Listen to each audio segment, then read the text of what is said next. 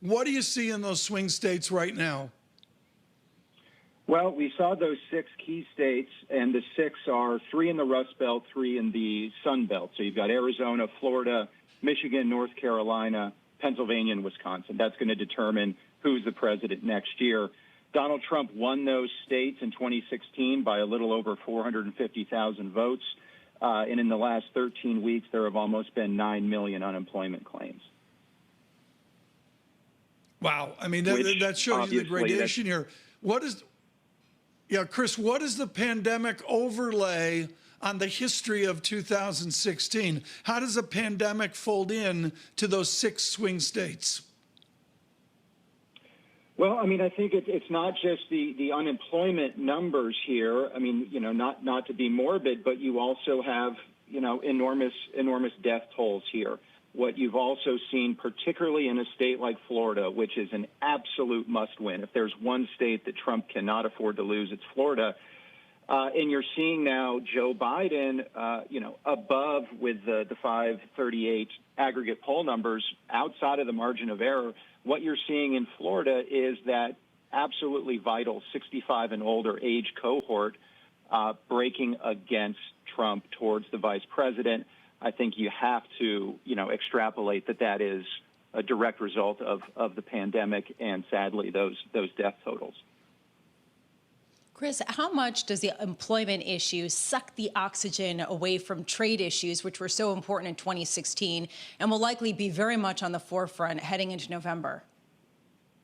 It's a great question. I mean, look, the Iowa caucuses were, less than 150 days ago, and the president was gearing up for a re-election campaign based on prosperity and security, with the China Phase 1 trade deal as a central sort of linchpin, to that re-election that was going to be delivered via the MAGA rallies. And now, I think that the Phase 1 deal, which you referenced to in the beginning of the show, has become a political vulnerability for the president. I think both the former vice president and President Trump are going to attempt to use China really as the ultimate bipartisan foil here. You have a very hawkish Congress with Hong Kong as probably the next big catalyst.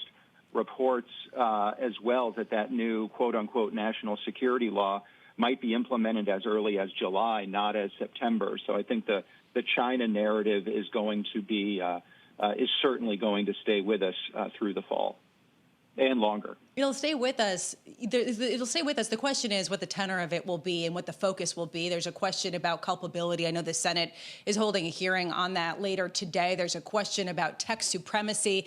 And then there's a question about increasing protectionism that we've seen and certainly was a major driver in 2016. How much is that still a major driver given the economic outcome of some of the policies put in place over the past 4 years?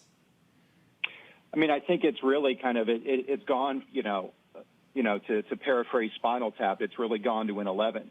Before COVID, you had a bipartisan consensus that China was no longer a strategic partner. They were a strategic competitor, and you saw that with high tech, specifically with 5G. But you're going to see that later this month with new export controls.